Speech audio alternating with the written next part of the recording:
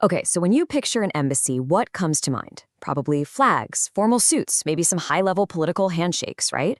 Well, Kenya is taking that entire image and flipping it on its head.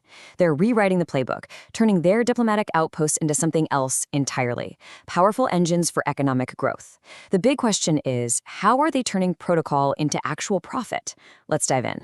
See, this isn't just a small change. It's a fundamental reimagining of what an embassy is even for. On one side, you have the old school version, totally focused on politics and ceremony. But on the other, you have Kenya's new model, a data-driven deal-making machine. It's a huge shift from symbolism to substance, from pure diplomacy to real, measurable business deals. And just to be super clear here, we're not talking about a minor tweak to a diplomat's duties. This is a complete rethink of the mission. It's like rewriting the entire job description from the ground up. The core concept driving all of this is something called economic diplomacy. Now, it sounds fancy, but the idea is actually pretty straightforward, though the implications are huge. It means using a country's entire diplomatic network, its people, its buildings, its influence, for one main goal, to drive economic growth back home. But a big change like this doesn't just happen in a vacuum, right? It was designed to solve a very specific, and honestly, a very frustrating problem. And that brings us to what's known as the trade execution gap.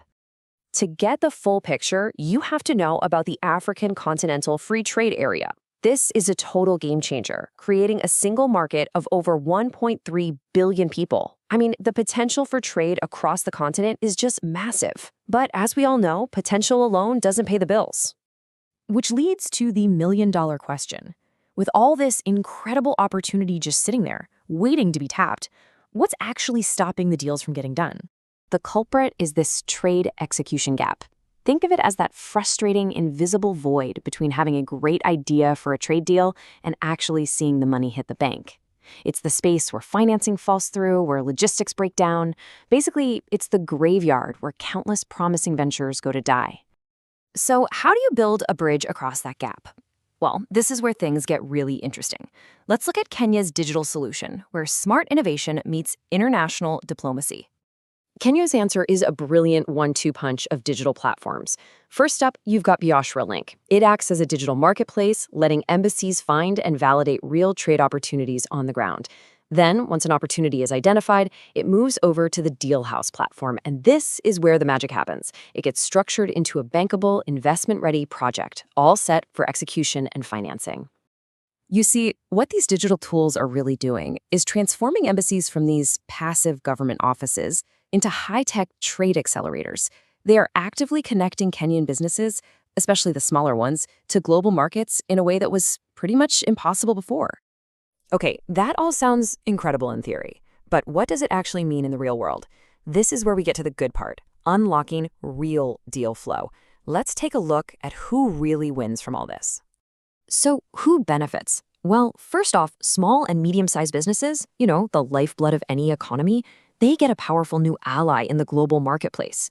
Then, and this is huge, women-led enterprises get the targeted support they need to really scale up. Ultimately, the entire continent benefits from a much-needed boost in trade between African nations. And this isn't just about abstract economic numbers on some spreadsheet. It's about real people.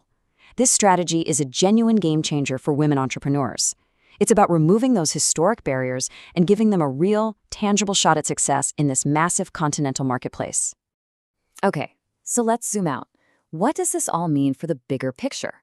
That brings us to our final section. A new diplomatic blueprint, because this is about way more than just one country's clever policy. By baking technology and commerce right into the DNA of its foreign policy, Kenya is literally writing a new playbook for 21st century diplomacy, and you can bet the rest of the world is watching closely. This could very well be the start of a major global trend. And that leaves us with a really fascinating question to think about. In a world where economics and geopolitics are more tangled up than ever, is this tech-driven, trade-focused model the future for every single embassy on the planet? Is the diplomat of tomorrow less of a politician and more of a deal maker? It's a powerful thought, isn't it?